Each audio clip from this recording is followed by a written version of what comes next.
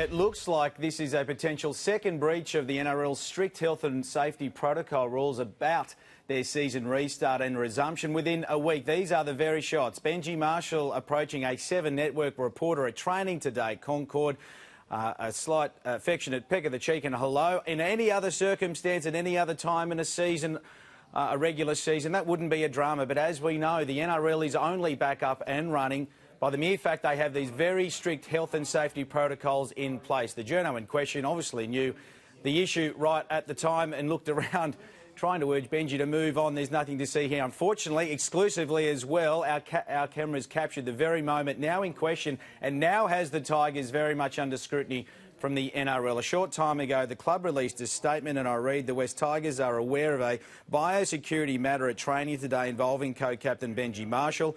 Marshall was involved in a social distancing incident with an accredited reporter, which was immediately reported to the NRL as per the guidelines. Under those guidelines, Marshall will remain at home tomorrow, which is a scheduled day off for the Wests Tigers NRL squad, with the reporter to undergo a COVID-19 test. Assuming a negative result is returned, no further action will be required by Marshall or the Wests Tigers. You fancy the NRL might take some more action though, Ash, and I say this because only days ago the Bulldogs were slugged with a $25,000 suspended sentence because veteran champion of the game Terry Lamb was seen breaching social distancing laws, shaking the hands of Kieran Foran and other players before training. That had them in all sorts of hot water. They couldn't train until Terry Lamb had returned a test, thankfully negative.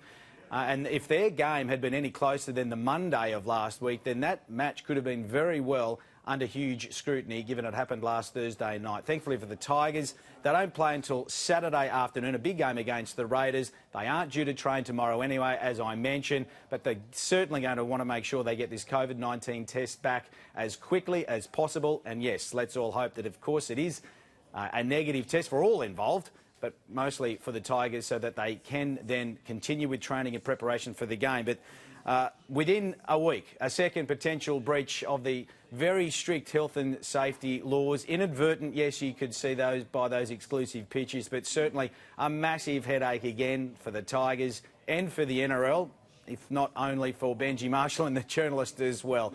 So we'll keep you right up to date on that. But a breaking story here on Sky News. Obviously, we'll have more updates throughout the night.